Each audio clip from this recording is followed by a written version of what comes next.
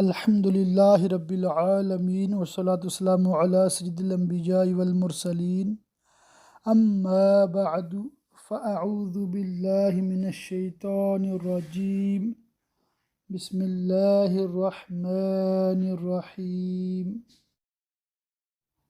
آج سبق نمبر 31 تصوف میں انشاءاللہ تعالی آفت نمبر 15 سے آغاز کریں گے۔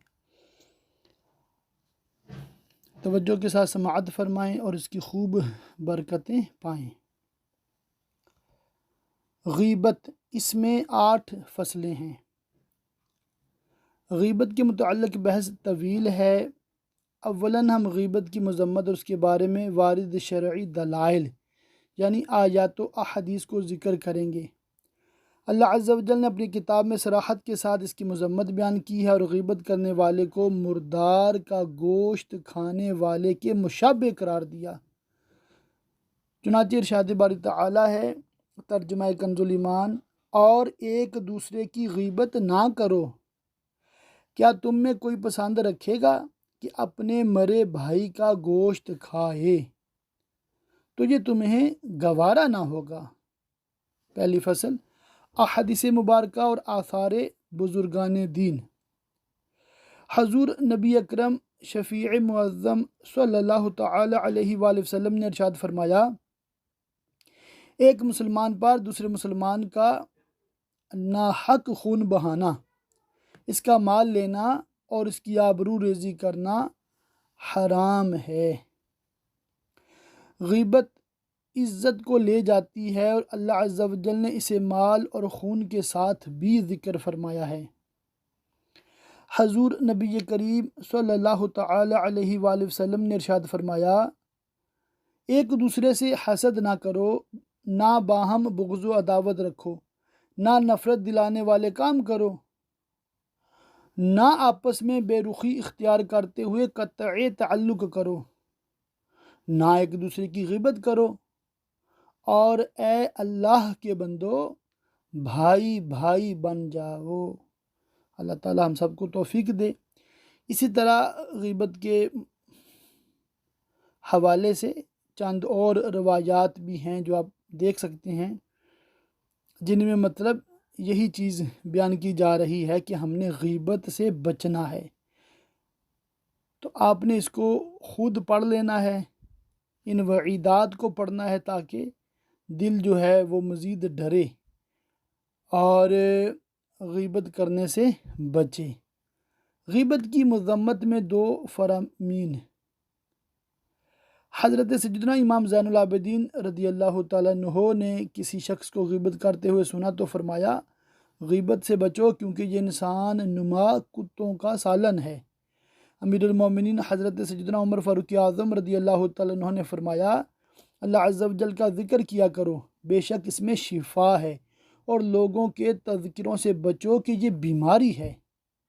ہم اللہ عز و جل سے اس کی اطاعت کے لیے حسن توفیق کا سوال کرتے ہیں۔ دیکھیں، غیبت کی مذمت میں ایک روایت بھی کافی ہوتی ہے۔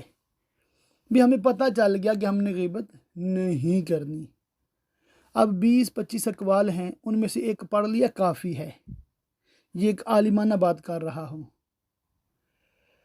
تو اس سے اگلی فصل انشاءاللہ تعالیٰ اب ہم سمجھتے ہیں، جو میں چھوڑ رہا ہوں بالفرض اگر کوئی نہیں پڑھتا خود سے کوئی مسئلہ نہیں، جی ہاں ٹاپک پھر بھی انشاءاللہ تعالیٰ کور ہو جائے گا، مگر میں بہت آپ کے مطلب اصرار کروں گا اور ہائیلی ریکمینڈ کروں گا کہ آپ اس کو لازمی پڑھیں۔ اب موقع ہے، پڑھ لیں انشاءاللہ تعالیٰ۔ یہ جو کمپلیشن ہوگا نا عالم عالمہ کورس کا، پھر آپ کو بعد میں انشاءاللہ تعالیٰ دشواری نہیں ہوگی، اور روایات ایک دفعہ دیکھی ہوں گی نا، بعد میں ڈھونڈنا بیان کرنا یہ آسان ہو جاتا ہے۔ دوسری فصل ہے غیبت کی تعریف اور مثالیں۔ یہ مین ٹاپک ہوتا ہے کہ آپ سمجھیں غیبت ہے کیا۔ غیبت کی تعریف یہ ہے کہ تم اپنے مسلمان بھائی کا تذکرہ اس طرح کرو کہ اگر اس تک وہ بات پہنچے تو وہ اسے ناپسند کرے، خواہ تم اس کی بدنی یا خاندانی خامی کا تذکرہ کرو یا اخلاق اور قول و فعل میں کوئی برائی بیان کرو۔ یوں ہی اس کی دنیاوی یا دینی خامی کا ذکر کرو، یہاں تک کہ اس کے کپڑے، مکان اور جانور کے حوالے سے بھی خامی بیان کرو تو یہ بھی غیبت میں داخل ہے۔ تو اس تعریف کو آپ نے کم از کم 5 بار پڑھنا ہے یا اسی کو ریپلے کر کے سننا ہے، تاکہ یہ ایک خاکہ آپ کے ذہن میں بیٹھ جائے۔ اب اس سے آگے انشاءاللہ تعالیٰ ہم پڑھیں گے کہ بعض صورتوں میں غیبت جائز بھی ہوتی ہے، یہ بھی ذہن میں رکھیے گا۔ جس طرح ہم جھوٹ کے حوالے سے پڑھا ہے نا کہ بعض صورتوں میں جھوٹ واجب بھی ہو جاتا ہے، نہ صرف جائز، کسی کی جان بچانے کے لیے جھوٹ بولا۔ بدن میں غیبت کی مثالیں ہیں آگے۔ تم کسی کا تذکرہ کرتے ہوئے کہو وہ چندھا یعنی کمزور نظر والا یا تیز روشنی برداشت نہ کرنے کے سبب آنکھیں جھپکانے والا، بھینگا یا گنجا ہے، اس کا قد چھوٹا یا لمبا ہے، اس کا رنگ سیاہ یا زرد ہے، اور اسی طرح ہر اس بات کا خیال جسے بیان کیا جانا اسے ناپسند ہو، اس کی تذکرہ کرنا خواہ کسی بھی طریقے سے ہو، بول کر، ایکشن کر کے، اشارے سے، یہ سب غیبت ہے۔ اچھا بدن میں ہو گیا نا، خاندان میں ایک مثال دے دیتا ہوں۔ تم کہو فلاں کا باپ کسان ہے، ہندی یعنی ہندوستان کا باشندہ، یا فاسق ہے۔ یہ ہندوستان کے اس لیے لکھا ہے نا یہاں پر کہ عرب لوگ نا اس کو، جو عجم والے ہیں، ان کو کم تر سمجھتے تھے۔ یا فاسق ہے، کمینہ ہے یعنی گھٹیا ہے، موچی ہے، یا کوڑا کرکٹ صاف کرنے والا ہے، یعنی کہ ایسا پیشہ، ایسا خاندان ان کا ہے، مطلب کہ جس کو لوگ گھٹیا سمجھتے ہیں۔ مگر یہ ذہن میں رکھیے گا کہ کوئی بھی اپنی مرضی سے پیدا نہیں ہوتا۔ ایسا نہیں ہے کہ کوئی مرضی سے راجپوت پیدا ہوا، یا مرضی سے گجر پیدا ہوا، یا مرضی سے سید پیدا ہوا ہے، ایسا نہیں ہے۔ یہ اللہ پاک کی تقسیم ہے، اس میں بندے کا کوئی قصور نہیں ہے، اور یہ جو تقسیم ہے یہ صرف پہچان کے لیے ہے، ٹھیک ہے۔ اس کا بھی تذکرہ قرآن پاک میں موجود ہے کہ قبیلے کیوں بنائے گئے، ذاتیں پاتیں کیوں بنائی گئی، مگر اللہ کے نزدیک عزت والا وہ ہے جو تقوی والا ہے، جو پرہیزگار ہے، جو نیک، صحیح العقیدہ، اچھی اعمال کرنے والا مسلمان ہے۔ تو اسی طرح اخلاق، دینی حوالے، دنیاوی حوالے سے مطلب بات ہے۔ ایک فاسد استدلال اور اس کا جواب۔ کچھ لوگ یہ کہتے ہیں کہ دین سے متعلق افعال میں کوئی غیبت نہیں ہوتی، کیونکہ یہ تو اس شخص کی مذمت کرنا ہے جس کی مذمت اللہ عز و جل نے کی ہے، لہٰذا گناہوں کے سبب اس کی غیبت کرنا اور برائی بیان کرنا جائز ہے۔ اور دلیل یہ ہے کہ بارگاہ رسالت میں ایک عورت کا ذکر کیا گیا کہ وہ بہت زیادہ نمازیں پڑھتی اور روزے رکھتی ہے، لیکن اپنی زبان سے اپنے پڑوسیوں کو ایذا دیتی ہے۔ ارشاد فرمایا وہ جہنم میں ہے۔ ایک دوسری عورت کا ذکر کیا گیا کہ وہ بخیل ہے، ارشاد فرمایا تب تو اس میں کوئی بھلائی نہیں۔ جواب: یہ استدلال فاسد ہے، کیونکہ صحابہ کرام علیہم الرضوان ان باتوں کا ذکر اس لیے کرتے تھے کہ انہیں سوال کے ذریعے احکام کو جاننا ہوتا تھا، ان کی غرض عیب لگانا نہیں ہوتی تھی، اور سرکار مدینہ صلی اللہ علیہ وسلم کی مجلس کے علاوہ انہیں اس قسم کی باتوں کی ضرورت بھی نہیں پڑتی تھی۔ اور دلیل اس پر یہ ہے کہ امت کا اس پر اجماع ہے کہ جو کسی دوسرے کا ذکر ان الفاظ کے ساتھ کرے جو اسے ناپسند ہو تو وہ غیبت کرنے والا ہے، کیونکہ آپ صلی اللہ علیہ وآلہ وسلم نے غیبت کی جو تعریف کی ہے یہ اس میں داخل ہے۔ غیبت اور بہتان میں فرق، یہ بہت اہم بات ہے۔ ان تمام باتوں میں اگرچہ وہ سچا ہو، لیکن پھر بھی وہ غیبت کرنے والا، اپنے رب کی نافرمانی کرنے والا اور اپنے مسلمان بھائی کا گوشت کھانے والا ہے۔ اور دلیل یہ ہے کہ حسن اخلاق کے پیکر محبوب ربی اکبر صلی اللہ علیہ وآلہ وسلم نے ارشاد فرمایا، کیا تم جانتے ہو کہ غیبت کیا ہے؟ صحابہ کرام علیہم الرضوان نے عرض کی، اللہ ورسولہ اعلم، یعنی اللہ عز و جل اور اس کا رسول بہتر جانتے ہیں۔ ارشاد فرمایا تم اپنے بھائی کا اس طرح تذکرہ کرو جسے وہ ناپسند کرتا ہے۔ کسی نے عرض کی، جو میں کہہ رہا ہوں اگر وہ میرے مسلمان بھائی میں موجود ہو تو؟ فرمایا جو بات تم کہہ رہے ہو اگر وہ اس میں موجود ہو تو تم نے اس کی غیبت کی، اور اگر اس میں نہ ہو تو تم نے اس پر بہتان باندھا، خامخواہ الزام لگایا ہے۔ حضرت سیدنا معاذ بن جبل رضی اللہ تعالیٰ عنہ بیان کرتے ہیں کہ نبی کریم صلی اللہ علیہ وآلہ وسلم کی بارگاہ میں ایک شخص کا ذکر کیا گیا تو لوگوں نے عرض کی وہ کتنا عاجز ہے۔ آپ نے ارشاد فرمایا تم نے اپنے بھائی کی غیبت کی۔ عرض کی گئی یا رسول اللہ صلی اللہ علیہ وآلہ وسلم ہم نے تو وہی بات کہی جو اس میں موجود ہے۔ ارشاد فرمایا اگر تم ایسی بات کہتے ہو جو اس میں موجود نہیں تو تم اس پر بہتان باندھتے۔ ام المومنین حضرت سیدتنا عائشہ صدیقہ رضی اللہ تعالیٰ عنہ کے متعلق مروی ہے کہ انہوں نے حضور نبی کریم صلی اللہ علیہ وآلہ وسلم کی بارگاہ میں ایک عورت کا ذکر کرتے ہوئے کہا کہ اس کا قد چھوٹا ہے، تو آپ نے ارشاد فرمایا تم نے اس کی غیبت کی۔ اچھا یہاں پر ایک پوائنٹ عرض کر دوں کہ دیکھیں یہ صحابہ کرام علیہم رضوان کا زمانہ طالب علمی تھا، ان کو تو نبی کریم صلی اللہ علیہ وآلہ وسلم یہ احکامات تعلیم فرمایا کرتے تھے اور ان کے ذریعے ان کی برکت سے ہی تو ہمیں سیکھنے کو ملا ہے۔ تو اب معاذ اللہ یہ نہیں ذہن میں بنا لینا کہ صحابہ کرام بھی کرتے تھے تو ہم بھی کر سکتے ہیں، کوئی بات نہیں، معاذ اللہ ثم معاذ اللہ۔ دیکھیے ان کی جب اصلاح کی گئی، ان کو جب تعلیم کر دی گئی اور ان کے ذریعے پوری امت کو جب بتا دیا گیا تو بس اب یہ غیبت کوئی بھی کرے گا گناہ گار ہوگا۔ تو اب مطلب وہ ان صورتوں میں جن میں غیبت کرنا جائز نہیں ہے، اور جو جواز کی صورتیں انشاءاللہ تعالیٰ وہ آگے بیان کی جائیں گی۔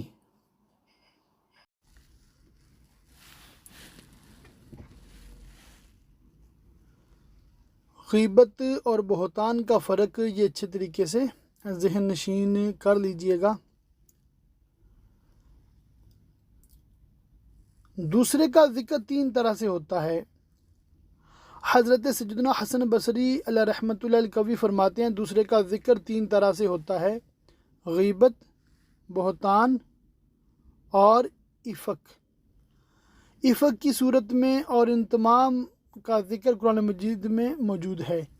غیبت یہ ہے کہ تم ایسی بات کہو جو اس میں موجود ہو، بہتان یہ ہے کہ ایسی بات کہو جو اس میں موجود نہ ہو، اور افک یہ ہے کہ جو بات تم تک پہنچے اسے کہہ دو، یعنی ہر سنی سنائی بات کہہ دو، اس کی تحقیق نہ کرو۔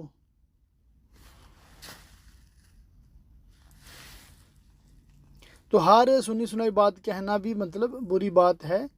تحقیق کر کے جو ریلائیبل سورس ہو، یعنی کہ کوئی قابل اعتماد شخص بات کرے تو اس کی بات آگے کرنے میں حرج نہیں ہے۔ تیسری فصل ہے غیبت زبان کے ساتھ خاص نہیں۔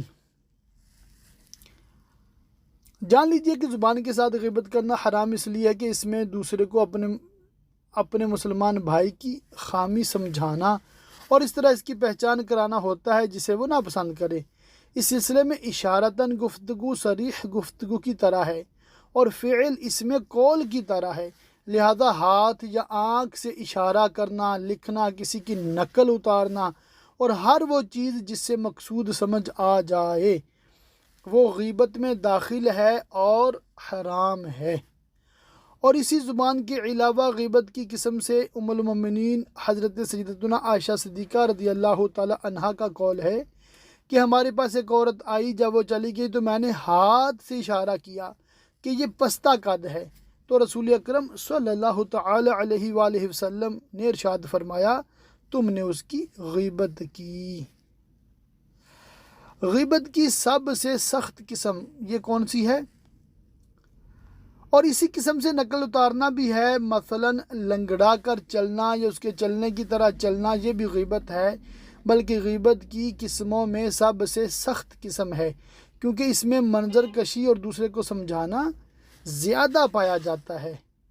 حضور نبی رحمت شفیع امت صلی اللہ تعالی علیہ وآلہ وسلم نے جب ام المومنین حضرت عائشہ صدیقہ رضی اللہ تعالیٰ عنہا کو ایک عورت کی نقل اتارتے ہوئے ملاحظہ کیا تو ارشاد فرمایا مجھے یہ پسند نہیں کہ میں کسی کی نقل اتاروں اور مجھے یہ چیز مل جائے، یعنی کثیر دنیا مل جائے۔ لکھ کر بھی غیبت ہوتی ہے۔ اصلاح کا حسین انداز غیبت کی بدترین قسم،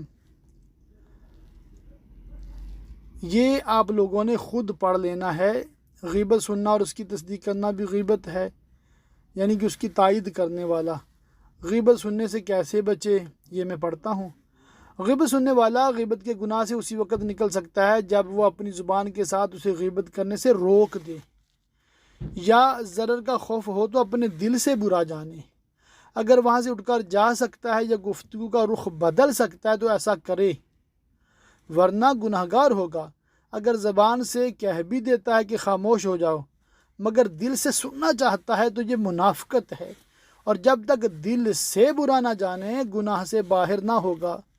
فقط ہاتھ یا اپنی ابرو یا پیشانی کے اشارے سے چپ کرانا کافی نہ ہوگا، کیونکہ ایسا کرنا غیبت کیے گئے شخص کو حقیر سمجھنا ہے، بلکہ اس کو بڑا جانتے ہوئے غیبت کرنے والے کو واضح الفاظ میں روکنا چاہیے۔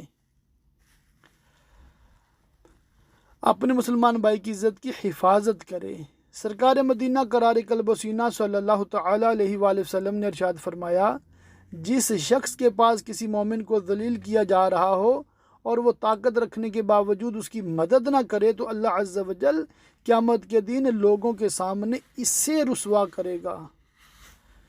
ایک اور حدیث پاک میں ہے، جو شخص اپنے مسلمان بھائی کی عدم موجودگی میں اس کی عزت کا تحفظ کرے تو اللہ عز و جل کے ذمہ کرم پر ہے کہ قیامت کے دن اس کی عزت کی حفاظت فرمائے۔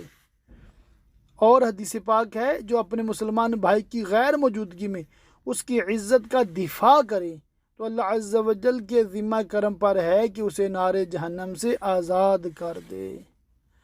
غیبت کے وقت مسلمان کی مدد کرنے اور اس کی فضیلت کے متعلق کثیر احادیث موجود ہیں، جنہیں ہم نے آداب صحبت اور حقوق مسلمین میں ذکر کر دیا ہے، لہذا ہم انہیں دوبارہ لا کر کلام کو طویل نہیں کریں گے۔ چوتھی فصل، غیبت پر ابھارنے والے اسباب۔ جان لیجئے غیبت پر ابھارنے والے امور کثیر ہیں، مگر یہ سب 11 اسباب کے تحت داخل ہیں۔ 8 ان میں سے عوام کے حق میں عام ہیں اور 3 دیندار اور خاص لوگوں کے ساتھ مخصوص ہیں۔ عوام میں موجود 8 اسباب۔ پہلا سبب کیا ہے؟ غصہ۔ دوسرا سبب کیا ہے؟ اپنے ہم زمانہ لوگوں کی موافقت کرنا، اسے انگلش میں کہتے ہیں پیئر پریشر، اور دوستوں سے اظہار تعلق کرتے ہوئے گفتگو میں ان کی مدد کرنا۔ تیسرا سبب کیا ہے؟ کسی شخص سے اس بات کا خوف محسوس کرنا کہ وہ اسے نشانہ بنا کر اپنی زبان سے اسے اذیت پہنچائے گا، یا سردار و زیوکار شخص کے سامنے اس کی حالت کی برائی بیان کرے گا، یا اس کے خلاف کسی بات کی گواہی دے گا تو قبل اس کے کہ وہ اس کی حالت کی برائی بیان کرے اور اس پر الزام لگائے، وہ خود ہی پہل کر دیتا ہے تاکہ اس کی گواہی اور گفتگو کا اثر ختم ہو جائے۔ چوتھا سبب کیا ہوتا ہے؟ عام طور پہ کہ کسی کی طرف کوئی کام منسوب ہو تو وہ اپنی برات کے اظہار کے لیے اس شخص کا ذکر کر دے جس نے وہ کام کیا تھا، حالانکہ درست یہ تھا کہ وہ خود کو بے قصور بتاتا اور اس کا نام نہ لیتا۔ پانچواں سبب کیا ہے؟ تصنع اور فخر کا ارادہ کرنا، اور اس کی صورت یہ ہے کہ وہ دوسرے شخص میں عیب نکال کر اپنی برتری کا اظہار کرے کہ بھی میں سب سے اچھا ہوں، میں اس سے بہتر ہوں، اس میں تو یہ خامی ہے، یہ خامی ہے۔ چھٹا سبب کیا ہوتا ہے؟ حسد۔ ساتواں ہے کھیل کود، خوش طبعی، ہنسی مذاق۔ آٹھواں سبب ہے دوسرے کو حقیر سمجھتے اس کا مذاق اڑانا، اور یہ کبھی اس شخص کی موجودگی میں اور کبھی عدم موجودگی میں ہوتا ہے، اور اس کا سبب تکبر، اور جس سے مذاق کیا جا رہا ہے اسے کم تر سمجھنا ہے۔ اس کی تفصیلات آپ خود دیکھ لیجئے گا۔ خواص میں موجود 3 اسباب ہیں۔ پہلا سبب دینداری کے باعث برائی اور دینی خطا کو عجیب سمجھتے ہوئے حیرانی کے سبب کا پیدا ہونا، جس کے باعث وہ کہتا ہے کتنی عجیب بات ہے جو میں نے فلاں سے صادر ہوتے دیکھی۔ دوسرا سبب زخم کھانا ہے، اور اس کی صورت یہ ہے کہ وہ کسی شخص کے گناہ میں مبتلا ہونے کے سبب غمگین ہو جائے اور کہے بیچارے فلاں کے معاملے اور اس کے گناہ میں مبتلا ہونے نے مجھے غمگین کر دیا۔ تیسرا سبب کیا ہے غیبت پر ابھارنے والا؟ اللہ عز و جل کے لیے غصہ کرنا، کیونکہ بعض اوقات جب وہ کسی کو برائی کرتے ہوئے دیکھتا یا سنتا تو غصے کا اظہار کرتے ہوئے اس کا نام ذکر کر دیتا ہے، حالانکہ واجب تو یہ تھا کہ وہ نیکی کی دعوت دیتے ہوئے اور برائی سے منع کرتے ہوئے اس پر اپنے غصہ کا اظہار کرتا اور کسی دوسرے پر اپنا غصہ ظاہر نہ کرتا، یا اس کے نام کو چھپاتا اور برائی کے ساتھ اس کا تذکرہ نہ کرتا۔ ان 3 اسباب کو سمجھنا عوام تو درکنار علماء کے لیے بھی مشکل ہے۔ کیونکہ علماء یہ گمان کرتے ہیں کہ تعجب کرنا، رحم کھانا اور غصہ کرنا جب اللہ کے لیے ہو تو یہ نام لینے کے معاملے میں عذر ہے، حالانکہ یہ خطا ہے، بلکہ غیبت کی رخصت مخصوص ضرورتوں کے تحت ہے جن کا ذکر آگے آئے گا، اور ان کے نہ ہوتے ہوئے نام لینے کی رخصت نہیں۔ نفلی عبادت نہ کرنے والے سے نفرت کرنا کیسا؟ 5ویں فصل ہے زبان کو غیبت سے بچانے کا علاج۔ جان لیجیے تمام بری عادات کا علاج علم و عمل کے مرکب سے ہوتا ہے، اور ہر بیماری کا علاج اس کے سبب کی ضد سے ہوتا ہے، لہذا ہمیں اس کا سبب تلاش کرنا چاہیے۔ زبان کو غیبت سے روکنے کا علاج 2 طریقے سے ہوتا ہے، ایک اجمالی اور دوسرا تفصیلی۔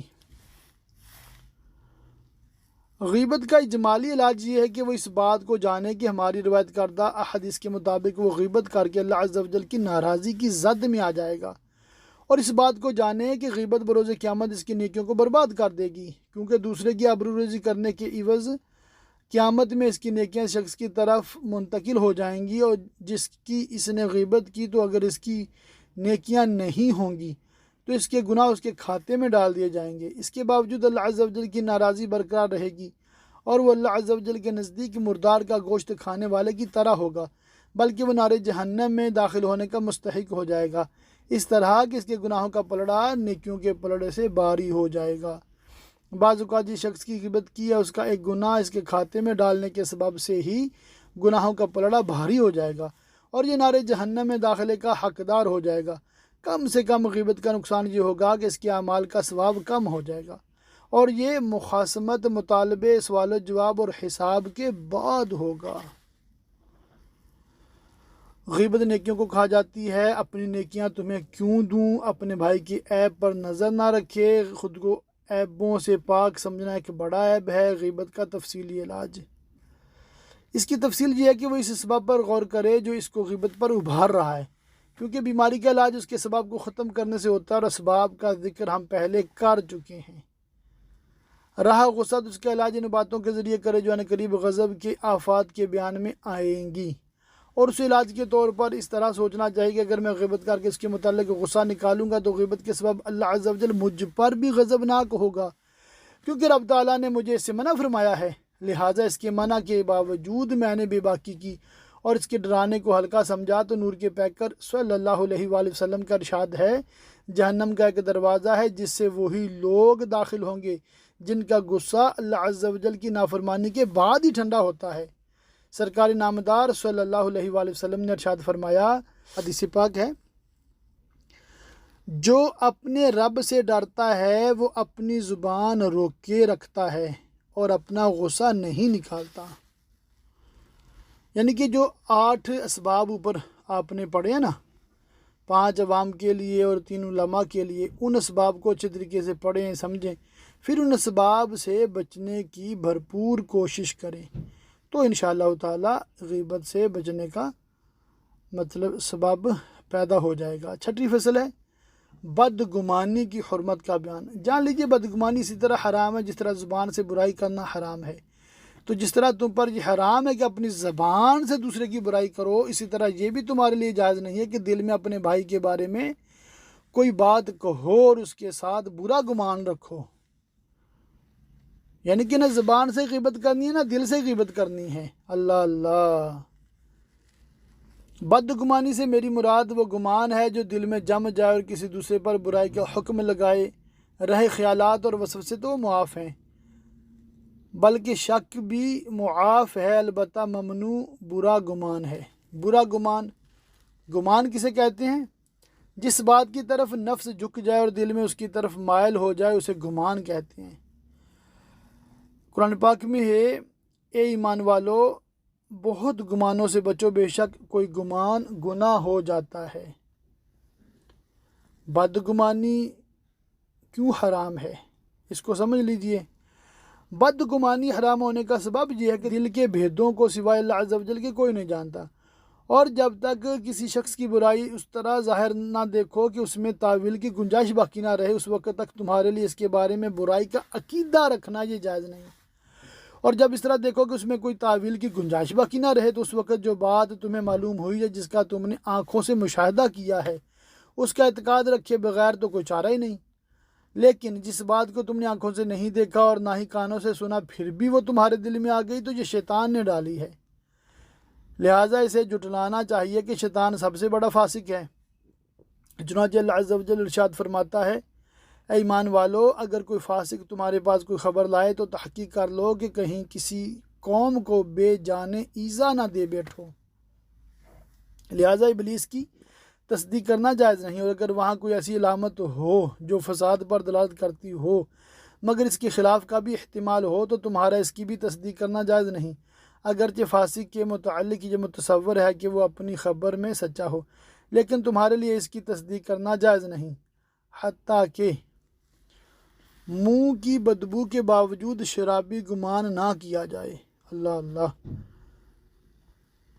تو بدگمانی جو ہے نا، برا گمان، اس سے بھی بچنا ہے، اور اس کی تفصیلات بھی آپ دیکھ سکتے ہیں، پڑھ سکتے ہیں۔ خبر دینے والے کی تحقیق کر لو، غیبت کے عادی کی گواہی مردود ہے، غلطی کرنے پر اصلاح کا طریقہ، تجسس بدگمانی کا نتیجہ ہے۔ بدگمانی کے نتائج میں سے تجسس بھی ہے، کیونکہ دل صرف گمان پر صبر نہیں کرتا بلکہ یقین کی تلاش میں رہتا اور اس طرح تجسس میں مشغول ہو جاتا ہے، حالانکہ اسے بھی منع کیا گیا ہے۔ چنانچہ اللہ عز و جل ارشاد فرماتا ہے، وَلَا تَجَسَّسُوا، اور عیب نہ ڈھونڈو۔ معلوم ہوا کہ ایک ہی آیت میں غیبت، بدگمانی اور تجسس سے منع کیا گیا۔ تجسس کا معنی ہے اللہ عز و جل کے بندوں کو اس کے پردے کے نیچے نہ چھوڑا جائے اور مطلع ہونے اور پردہ ہٹانے کی کوشش کی جائے، حتیٰ کہ اس کے سامنے وہ بات کھل جائے کہ اگر اس سے چھپی رہتی تو اس کا دل اور دین زیادہ محفوظ رہتا۔ ہم نے تجسس کے حکم اور اس کی حقیقت کو امر بالمعروف و نہی عن المنکر کے بیان میں ذکر کر دیا۔ غیبت جائز ہونے کی وجوہات، یہ انشاءاللہ تعالی ہم دیکھیں گے۔ جان لیجیے، دوسرے کی برائی بیان کرنے کی اجازت شرعاً کسی صحیح غرض کی وجہ سے ہوتی ہے، اور کسی غرض صحیح کی بنا پر ہی دوسرے کی برائی یعنی غیبت کرنا درست ہے۔ اس غیبت کا گناہ نہیں جی، اغراض 6 ہیں۔ نمبر 1، مظلوم کا شکایت کر کے اپنا حق حاصل کرنا، بالکل سمجھ میں آتی ہے یہ بات، ایک جائز غیبت ہے۔ نمبر 2، برائی ختم کرنے اور گناہ گار کی اصلاح کے لیے حاکم وغیرہ کی مدد چاہنا، اس میں بھی مطلب جائز ہے۔ ظاہر حاکم کو بتائیں گے نہیں تو حاکم کیسے برائی کو روکے گا۔ نمبر 3 ہے فتویٰ طلب کرنا، تو اس میں مطلب گنجائش ہے کہ نام بتائے بغیر بھی فتویٰ پوچھا جا سکتا ہے۔ زید بکر کہہ کے پوچھا جا سکتا ہے، زینب فاطمہ کہہ کے پوچھا جا سکتا ہے، فلانا بنت فلاں کہہ کے، فلانا بنت نہیں، فلانا یا فلاں یا کوئی شخص یا کوئی عورت، اس طرح پوچھا جا سکتا ہے۔ تو بچا تو جا سکتا ہے، مگر جب بچنا ممکن نہ ہو تو پھر نام لے کر مسئلہ پوچھ لیا تو اس میں بھی جواز کی صورت ہے۔ مسلمان کو شر سے بچانا، کوئی بدعتی ہے، کوئی گمراہ ہے، ایسے شخص ہیں مطلب ان کے شر سے مسلمان کو بچانا ہے۔ کوئی فاسق و فاجر ہے، کوئی فراڈیہ ہے، اس کا لوگوں کو بتانا ہے کہ بھی اس سے بچو۔ انسان مشہور ایسے لقب سے ہو جس کا معنی عیب ظاہر کرتا ہو، یعنی کہ مشہور ہے لنگڑا، مشہور ہے نابینا، تو اس طرح کی عیب جو اس میں پہلے سے مشہور ہیں اور عوام و خواص سبھی جانتے ہیں، تو اس عیب سے بیان کرنا، پہچان جو اس کی بنی ہوئی ہے، یہ غیبت نہیں ہے، مگر اس میں احتیاط کی حاجت ہے۔ نمبر 6، سرعام رب تعالیٰ کی نافرمانی کرنے والا، اعلانیہ شراب پینے والا، اعلانیہ گناہ کرنے والا بھی سارے گاؤں نے دیکھ لیا، سارے محلے نے دیکھ لیا، اب اس کی یہ برائی اگر کسی نے آگے بیان کر دی تو یہ غیبت نہیں ہے، یعنی کہ گناہ والی غیبت نہیں ہے۔ غیبت تو ہے، گناہ والی غیبت نہیں ہے۔ غیبت کا کفارہ کیا ہے؟ جان لیجیے، غیبت کرنے والے پر واجب ہے کہ وہ نادم ہو کر اللہ عز و جل کی بارگاہ میں توبہ کرے اور اپنے کیے پر افسوس کرے، تاکہ اس کے سبب اللہ عز و جل کے حق سے باہر آ جائے۔ پھر جس کی غیبت کی ہے اسے معافی طلب کرے تاکہ وہ معاف کر دے، اور یوں وہ اپنی زیادتی سے بری ذمہ ہو جائے۔ معافی مانگتے وقت اسے غمگین، افسردہ اور اپنے فعل پر شرمندہ ہونا چاہیے، کیونکہ بعض اوقات ریاکار بھی اپنی پرہیزگاری کے اظہار کے لیے معافی مانگتا ہے، حالانکہ دلی طور پر وہ نادم نہیں ہوتا، اور اس طرح وہ ایک دوسرے گناہ میں مبتلا ہو جاتا ہے۔ جس کی غیبت کی اس کے لیے دعائے مغفرت کرے، جس کی غیبت کی اس سے معافی مانگنا ضروری ہے۔ یہ معافی مانگنا تبھی ہے نا اگر اس کو پتہ چل گیا، اگر اس کو پتہ نہیں چلا تو اللہ پاک کی بارگاہ میں معافی مانگ لینا کافی ہے۔ تو اس کے حوالے سے مطلب مزید جو حکام ہیں آپ نے انشاءاللہ تعالی خود ہی دیکھ لینے ہیں۔ آخری بات اس میں پڑھتا ہوں۔ مروی ہے کہ حضرت سیدنا حسن بصری علیہ رحمۃ اللہ القوی کو کسی نے کہا کہ فلاں نے آپ کی غیبت کی ہے، تو آپ نے غیبت کرنے والے آدمی کو کھجوروں کا ایک تھال بھر کر روانہ کیا اور ساتھ ہی کہلا بھیجا کہ مجھے خبر ملی ہے کہ آپ نے مجھے اپنی نیکیاں ہدیہ کی ہیں، تو میں نے چاہا کہ آپ کو اس کا بدلہ دے دوں اور مجھے معاف کر دیجیے گا، کیونکہ میں مکمل طور پر آپ کو اس کا بدلہ دینے پر قدرت نہیں رکھتا۔ اللہ اللہ اللہ تعالیٰ کی پاک بارگاہ میں دعا ہے اللہ تعالیٰ ہمیں غیبت سے بچنے اور دوسروں کو بچانے کی توفیق عطا فرمائے۔ جیسے امیر علیہ سنت دامت برکاتہم اللہ علیہ نعرہ لگاتے تھے نا، ہم تو غیبت کریں نہ سنیں انشاءاللہ۔ غیبت کے خلاف جنگ، نگران شورا فرماتے تھے، غیبت کے خلاف جنگ جاری رہے گی انشاءاللہ تعالی۔ تو آپ لوگوں نے اس ٹاپک کو بھی تفصیل پڑھنا ہے، سمجھ کے پڑھنا ہے۔ امیر علیہ سنت کی کتاب بھی غیبت کی تباہ کاریاں وہ بھی دیکھ لیں، پڑھ لیں۔ اس میں مین جو پوائنٹ آپ نے نوٹ کرنا ہے وہ یہ ہے کہ کب غیبت واجب ہوتی ہے، غیبت کب واجب ہوتی ہے وہ آپ سیکھ لیں کہ جب غیبت کرنا، کسی کی برائی بیان کرنا واجب ہو گیا، مثلا کوئی بد مذہب ہے، گمراہ ہے، فراڈیا ہے، اس وقت تو ضروری ہوتا ہے جب کوئی مشورہ لے تو اچھا مشورہ دینا واجب ہوتا ہے۔ اس کے علاوہ جو غیبت کی جائز صورتیں ہیں نا، ان میں بھی اگر غیبت نہ کی جائے تو یہ بہتر ہے، جائز ہے مگر واجب تو نہیں ہے نا ہم پہ بیان کرنا، تو بالکل کسی کا بیان کرنا ہی نہیں۔ جس کی غیبت جائز بھی ہے اگر اس کو بھی ہم چھوڑ دیں تو پھر اس میں عافیت ہے، کیونکہ جائز کی عادت اگر پڑ جائے تو بندہ ناجائز میں بھی پڑ سکتا ہے۔ امید ہے انشاءاللہ تعالیٰ آپ سمجھ گئے ہوں گے۔ اللہ تعالیٰ کی پاک بارگاہ میں دعا ہے اللہ تعالیٰ ہمیں علم دین سیکھنے سکھانے ہیں، دوسروں تک پہنچانے کی توفیق عطا فرمائے۔ آمین بجاہ النبی الامین وصلی اللہ تعالی علیہ وآلہ وصحبہ وبارک وسلم۔